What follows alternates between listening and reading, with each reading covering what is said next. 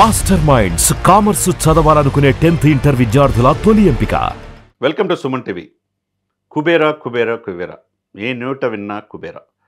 ఒకప్పుడు ఆయన love stories తీయటంలో హ్యాపీ డేస్ కావచ్చు, లేకపోతే ఆనంద్ కావచ్చు, గోదావరి కావచ్చు, తర్వాత రాజకీయంగా లీడర్ అనే సినిమా కావచ్చు, దాంట్లో ఫిదా కావచ్చు, వాటిలో దిట్ట అనుకునేవాళ్ళు.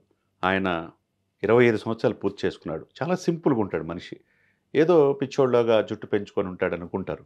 కానీ 25 సంవత్సరాల ఇదిలో ఎక్కడ రాజీ పడల. మొన్ననే చిరంజీవి గారిని కలిసి ఆయన 25 సంవత్సరాల సినిమా జీవితం ఎలా ఉందో ఆయనతో వెళితే ఆయన విశేషంగా ఆకట్టుకున్నాడు. చిరంజీవి గారి అభిమానిగా ఆయన సినీ రంగంలో దర్శకుడిగా ప్రవేశించాడు.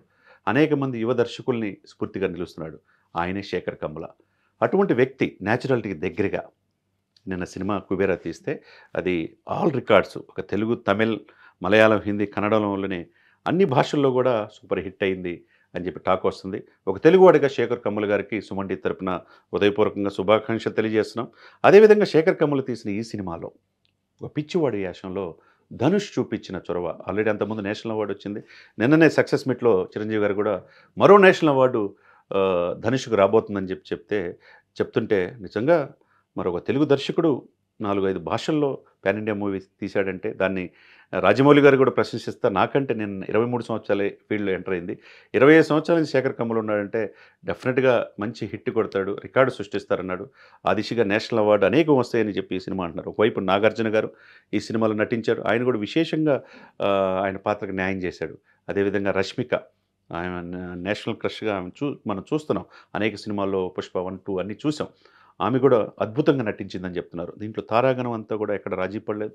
దేవి శ్రీ ప్రసాద్ సంగీతం, నారంగ్ గారి నిర్మాణంలో డబ్బుకి వెనకాడకుండా, డబ్బుకి ఖర్చు పెట్టే తీరులో కూడా సునీల్ నారంగ్ వాళ్ళ బృందం విశేషంగా ఈ సినిమాకి మంచి ప్రామాణికంగా ఈ సినిమా రిలీజ్ చేశారు.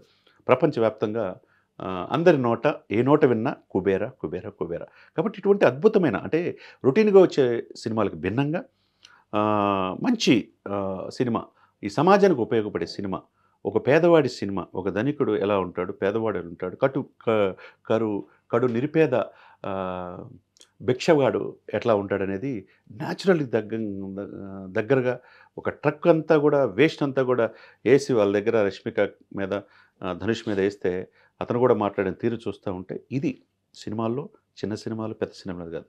ఏ సినిమాలో సబ్జెక్ట్ ఉంటే, కంటెంట్ ఉంటే ఎవరైనా ఆదరిస్తారనడానికి కుబేరా సినిమా నిలువెత్తు నిదర్శనంగా మనం చూడాలి. సుమన్ టీవీలో మీ పర్సనల్ అండ్ బిజినెస్ ప్రమోషన్స్ కోసం కింది నెంబర్కి కాంటాక్ట్ చేయండి.